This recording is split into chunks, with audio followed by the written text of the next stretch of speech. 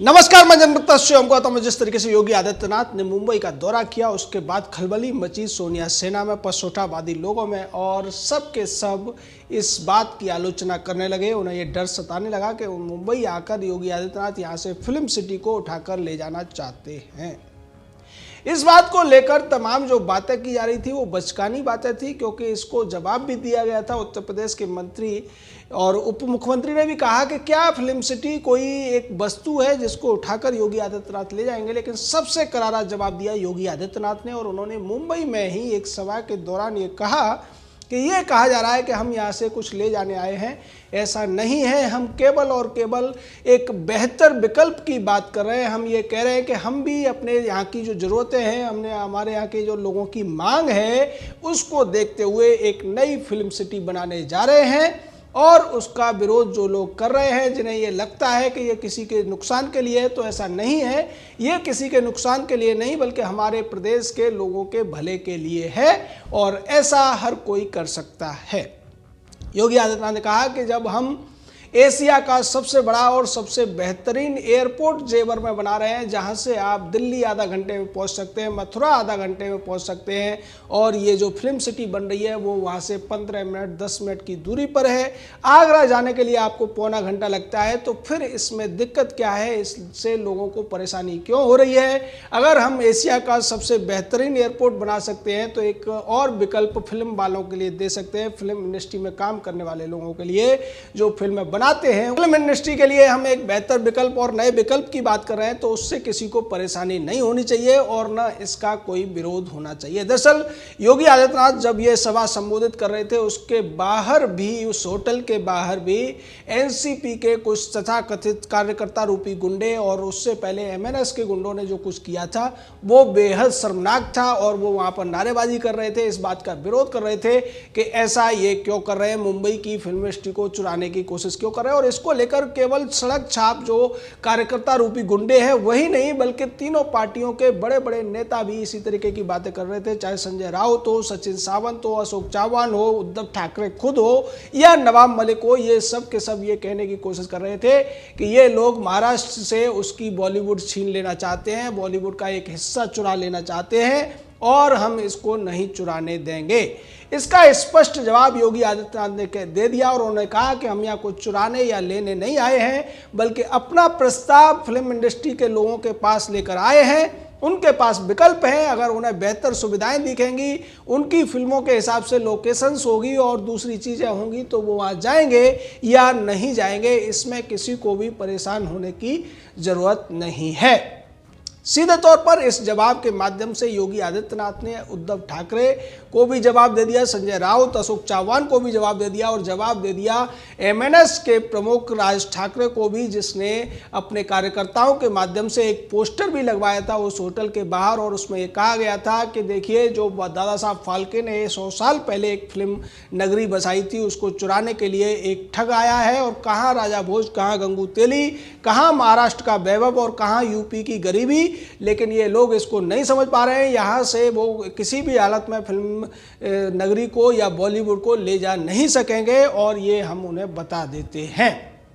यानी कि जो बातें थी वो सीधे तौर पर गली के जो छोटे छोटे बच्चे आपस में लड़ते हैं उस तरीके की बातें करते हैं, और इसी वजह से उत्तर प्रदेश के मंत्री मोहसिन रजा ने करारा जवाब दिया और ये कहा कि जो लोग इस बात का विरोध कर रहे हैं, जो योगी आदित्यनाथ के दौरे का विरोध कर रहे हैं, वो सभी वो लोग हैं जो डी कंपनी के इशारे पर या माफियाओं के इशारे पर ये दबाव बनाने की कोशिश कर रहे हैं कि एक नई फिल्म नगरी न बसे, नई फिल्म इंडस्ट्री न पैदा हो, क्योंकि उन्हें यह लगता है कि मुंबई की फिल्म नगरी से उन्हें जो कमाई होती है, यहाँ जो माफियागिरी करके वो मोटी वसूली करते हैं, वो उत्तर प्रदेश में कर पाना मुश्किल होगा। निश्चित तौर पर यही वो बात है जिसका जिक्र हमने भी आपको पहले किया था कि ये जो पूरा का पूरा खेल है, ये डी कंपनी, खान गैंग जैसे जो कुछ गिरोह हैं, जो नशे की तस्करी से जुड़े हुए गिरोह हैं, या दूसरे इसी तरीके के जो मैन पावर सप्लाई करते हैं मुंबई फिल्म इंडस्ट्री में, तमाम स्टूडियोज़ में, या जो एक्स्ट्राज वगैरह उनकी जो यूनियंस चलाते हैं,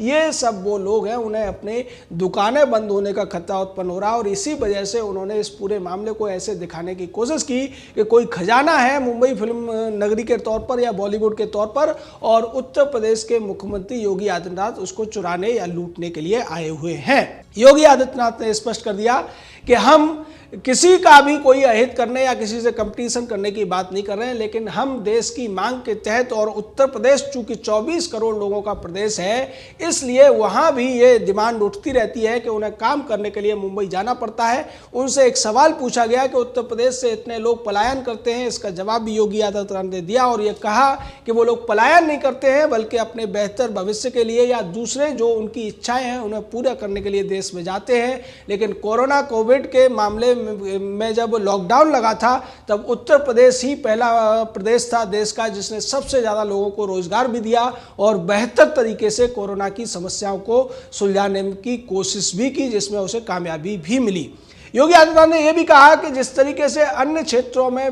विकल्प होते हैं, अन्य क्षेत्रों में प्रतिस्पर्धा होती है, प्रतिस्पर्धा होना कोई बुरी बात नहीं है। हर व्यक्ति के पास, हर प्रदेश के पास ये विकल्प है कि अपने यहाँ वो किस तरीके की सुविधाएं उत्पन्न करना चाहता है जिससे उसके लोगों में रोजगार पैदा हो, जिससे उसके क्षेत्रों का विकास हो, और वही हम सब करने की कोशिश कर रहे हैं। हमने इंडस्ट्री के लोगों से बात की है, निवेशकों से बात की है। साथ में योगी आदित्यनाथ से एक पत्रकार ने यह सवाल भी पूछा कि संजय राउत ने यह कहा है कि योगी आदित्यनाथ यहाँ की फिल्म नगरी को अपने यहाँ शिफ्ट करने की बात कर रहे हैं। पहले से नोएडा में एक फिल्म सिटी बनी हुई है, उसका क्या हाल हुआ है इसको भी वो देख ले। तो इसका भी जवाब योगी आदित्यनाथ ने दिया और कहा कि पहले भी कोशिशें हुई थी और हम और भी कोशिशें करना चाहते हैं, हम कोशिशों को सुधारना चाहते हैं, बड़ी कोशिशें करना चाहते हैं, इसमें कुछ भी गलत नहीं है। लोगों को परेशान नहीं होना चाहिए। सीधे तौर पर, सीधी भाषा में और संयम के साथ में योगी ने मुंबई में जाकर जो जवाब दिया है वो करारा तमाचा है उद्धव ठाकरे के ऊपर, करारा तमाचा है संजय राउत जैसे लोगों या फिर दूसरे एनसीपी के नवाब मलिक और सचिन सावंत जैसे लोगों के ऊपर या मनसे के राज ठाकरे के ऊपर, जिन्होंने गलत तरीके से अफवाह फैलाकर एक प्रदेश के मुख्यमंत्री का अपमान करने की कोशिश की, उनके दौरे को राजनीतिक रंग देने की कोशिश की। बड़ी बात तो यह है कि उत्तर प्रदेश का पूर्व मुख्यमंत्री रह चुका और कमोड से लेकर गमला चोरी तक, टोटी चोरी तक के लिए बदनाम हो चुका अखिलेश यादव भी इस लड़ाई में कूद पड़ा और उसने ये कह दिया कि शायद योगी आदित्यनाथ को अपने प्रदेश में हार का डर सता रहा है, इसीलिए वो दूसरे प्रदेशों में जाकर अपनी छवि बनाने की कोशिश कर रहे हैं। यहां पर अखिलेश यादव को चाहिए तो यह था कि उद्धव ठाकरे या दूसरे लोग जो बात कर रहे थे उसका विरोध वो करता और उत्तर प्रदेश में जो नए अवसर पैदा होने की कोशिश की जा रही है उसका समर्थन करता। लेकिन अखिलेश यादव ने घिरौनी राजनीति करते हुए इस पूरे मामले में कूदकर और योगी आदित्यनाथ पर ही सवाल उठाकर अपनी उस पूरी पुरानी जो उसकी प्रवृत्ति है उसका जवाब दे दिया है। जब वो पुराने घर से वापस जा रहा था, जिस तरीके से पूर्व मुख्यमंत्री के तौर पर उसे आवास मिला था, जब उसे खाली करने का कोर्ट का आदेश आया तो वहां से टोटी गमले तक चुराने में उसे शर्म नहीं आई, कमोड तक चुराने में उसे शर्म नहीं आई, टोटी तक चुरा ली गई, टाइल्स चुरा ली गई। वही अखिलेश यादव अब उत्तर प्रदेश के मुख्यमंत्री को सलाह देने की या फिर मशवरा देने की कोशिश कर रहा है, यानी कि जिसके घर पर पहले से आरोप है वही दूसरों को सिखाने की कोशिश कर रहा है। तो ये हाल है आज भारत की राजनीति का और किस तरीके से राजनीति का स्तर गिर गया है इसको समझा जा सकता है कि एक प्रदेश का मुख्यमंत्री अपने प्रदेश में नए अवसर पैदा करने की कोशिश कर रहा है, नए नए विकल्प या बेहतर विकल्प बनाने की कोशिश कर रहा है, एक वर्ल्ड क्लास फिल्म सिटी बनाने की कोशिश कर रहा है और उसका विरोध सिर्फ इसलिए हो रहा है क्योंकि लोगों को लगता है कि उनके प्रदेश में जो अब तक चल रहा है वो सारे धंधे पानी बंद हो जाएंगे। इसको लेकर जो जवाब योगी आदित्यनाथ ने दिया है वो बेहतर जवाब है और सटीक जवाब है। शायद इस जवाब को पूरा सुनने के बाद, इसको समझने के बाद अगर इन नेताओं में थोड़ी बहुत ही शर्म होगी, इन नेताओं में थोड़ी बहुत अक्ल होगी तो इस मुद्दे पर बोलना बंद कर देंगे। लेकिन ऐसा उम्मीद कम की जा सकती है क्योंकि महाराष्ट्र की जो राजनीति में इस समय पसौठाबाज चल रहा है, इसमें सिर्फ और सिर्फ माई वे और हाईवे वाली नीति चलती है। इसमें आप इनकी बात मानेंगे तो ठीक है, अन्यथा ये आपको गाली गलौज करेंगे, आपका अपमान करेंगे। जिस तरीके से एक मुख्यमंत्री का, एक संत का अपमान महाराष्ट्र में करने की कोशिश मनसे ने की है, ठग बताया गया योगी आदित्यनाथ को। और दूसरी तरफ जो संजय राउत जैसे लोग हैं, उद्धव ठाकरे जैसे लोग हैं, खुली चुनौती दे रहे थे, हिम्मत है तो यहाँ से ले जाकर दिखाइए, हिम्मत है तो ये करके दिखाइए। ये लोग ये भूल गए कि जिस फिल्म इंडस्ट्री की ये बात कर रहे हैं उसमें काम करने वाले ज़्यादातर लोग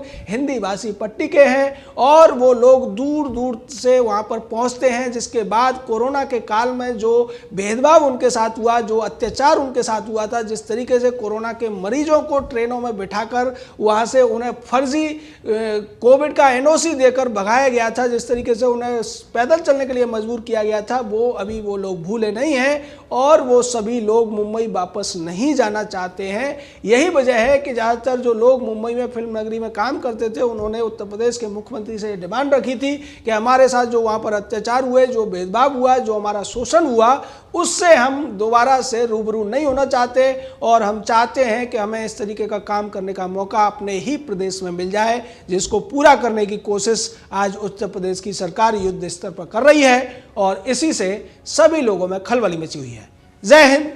जय भारत।